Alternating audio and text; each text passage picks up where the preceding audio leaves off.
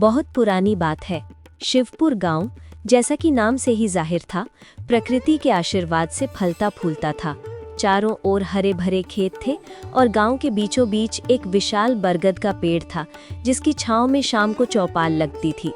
गांव के लोग सीधे सादे थे, खेतीबाड़ी उनका जीवन था और उनका सबसे बड़ा धन उनकी एकता थी। इसी गांव में दो चरित्र थे जिनकी पहचान पूरी तरह विपरीत थी। एक था किशन।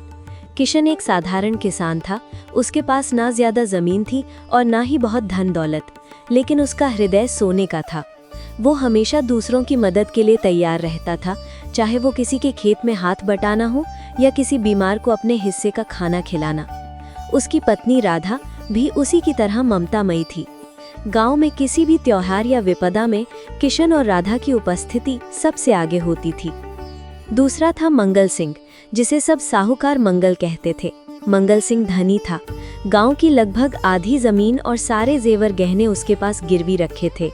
उसके घर के दरवाजे पर बड़े बड़े ताले लटके रहते थे, जैसे वो अपने धन को नहीं बल्कि अपने हृदय को ताले में बंद रखता हो। वो पैसे को ही परमेश्वर मानता था। जब भी कोई जरूरत पड़ने पर उसके पास आता, मंगल सिंह सूद की दर इतनी ऊंची रखता कि लेने वाला कभी कर्ज के जाल से बाहर निकल ही ना पाए। उसका जीवन एक ही सिद्धांत पर चलता था, जो तुम्हारा है उसे बचाओ, जो दूसरे का है उसे लूटो। गांव का जीवन कई वर्षों तक शांति से चलता रहा। किशन अपनी मेहनत से खुश था और मंगल सिंह अपने खलिहानों की बढ़ती हुई ऊंचाई से। प्रकृति का प्रकोप, अकाल। एक वर्ष आया जिसने शिवपुर की परीक्षा ली। ज्येष्ठ का महीना शुरू हुआ, लेकिन आसमान से एक बूंद भी पानी नहीं बरसा। एक हफ्ता बीता, फिर दो, फिर पूरा महीना निकल गया। खेत सूख कर तिनके बन गए। नदियों और तालाबों का पानी पाताल में उतर गया। गांव में हाहाकार मच गया। भयंकर सूखा, या कहें अकाल, ने शिवपुर के दरवाजे पर दस्तक दे दी थी। स्थिति इतनी भयानक हो गई कि लोगों के पास पीने के लिए साफ पानी भी मुश्किल से बच पाया। गांव के मुखिया ने पंचायत बुलाई। मंगल सिंह सबसे पहले बोला, देखो भाई, मैंने अपनी मेहनत से अनाज भरा है। मेरे कुएं में थोड़ा पानी है, पर वो मेरे लिए है। मैं इसे किसी को नहीं दूंगा। अगर किसी को अनाज चाहिए तो बाजार भाव से 10 गुना ज्यादा दाम देगा या अपनी जमीन मेरे पास गिरवी रखेगा। उसकी बातों में जरा भी मानवता नहीं थी। दूसरी ओर किशन ने खड़े होकर कहा, भाइयों, इस विपदा में हमें टूटना नहीं है बल्कि जुड़ना है। मेरे पास जो थोड़ा सा अनाज बचा है, मैं उसे हर घर में थोड़ा थोड़ा बांटूंगा। हम सब मिलकर एक समय का खाना खाएंगे ताकि कोई भूखा ना सोए। किशन की पत्नी राधा ने भी अपने घर का सारा पानी एक बड़े मटके में इकट्ठा किया और सबके लिए उपलब्ध करा दिया, चाहे वो प्याऊ पर आए या मांगने। धीरे धीरे किशन का अनाज खत्म होने लगा। उसका अपना परिवार भी भूखा रहने लगा, लेकिन उसने कभी किसी को खाली हाथ नहीं लौटाया। वो जंगल जाता, कंदमूल फल खोजता और उन्हें गांव वालों में बांट देता। परीक्षा की घड़ी। जब गांव की स्थिति अत्यंत दयनीय हो गई तो किशन ने एक साहसी निर्णय लिया। उसने सोचा कि अगर गांव में पानी नहीं है तो उसे दूर पहाड़ों की तरफ जाना चाहिए, जहां शायद कोई छिपा हुआ झरना या बावड़ी मिल जाए। किशन, मैं जा रहा हूं, तुम गांव वालों का ध्यान रखना, किशन ने अपनी पत्नी से कहा। लेकिन प्राणनाथ, ये रास्ता बहुत खतरनाक है। जंगल घना है और तुम भी कई दिनों से ठीक से खाए भी नहीं हो। अगर मैं नहीं गया तो शिवपुर मर जाएगा, किशन ने दृढ़ता से कहा। जीवन का असली धर्म दूसरों के काम आना है, ना कि केवल अपने लिए जीना।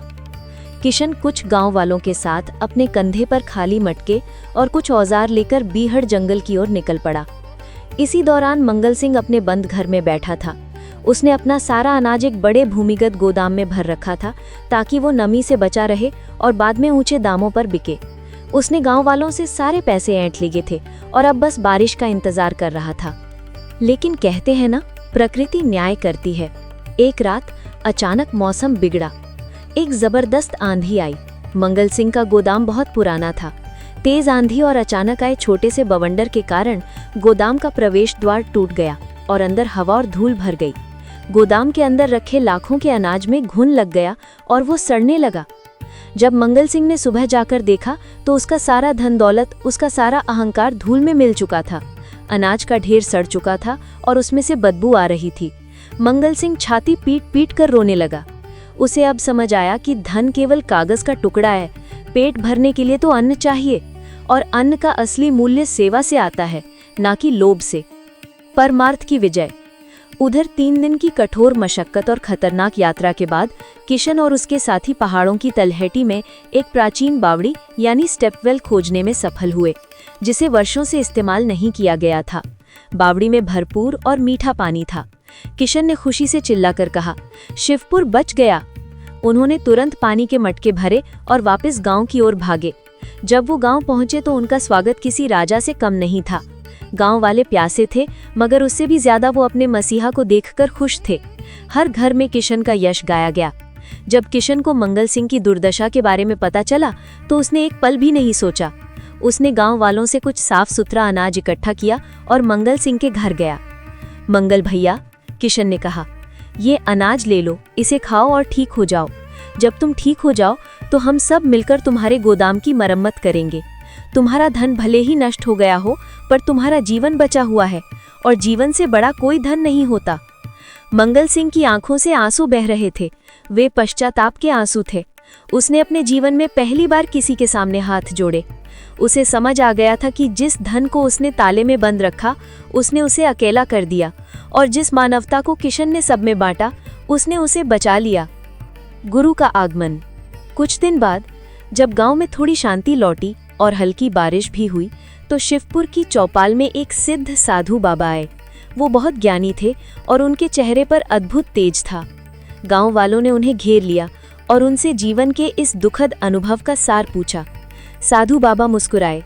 उन्होंने मंगल सिंह और किशन दोनों की ओर देखा और बोले, पुत्रों, तुम दोनों ने इस अकाल में 2 अलग अलग रास्तों का अनुसरण किया।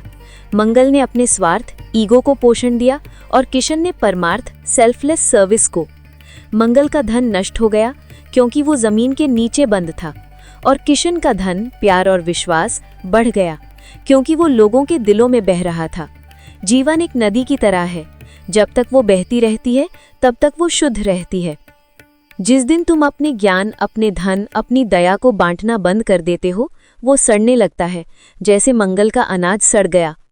उन्होंने किशन की ओर इशारा करते हुए कहा, याद रखो, जो इंसान अपने सुख के लिए जीता है वो क्षणिक सुख पाता है, लेकिन जो दूसरों के दुख को दूर करने के लिए जीता है वही सच्चा धनवान होता है। इस घटना के बाद मंगल सिंह पूरी तरह बदल गया। उसने अपने पुराने पापों का प्रायश्चित किया, गरीबों को कर्ज माफ किया और किशन के साथ मिलकर गांव के विकास में जुट गया। शिवपुर फिर से हरा भरा हो गया, लेकिन इस बार वो केवल खेतों से नहीं बल्कि प्रेम और परमार्थ के भाव से हरा भरा था।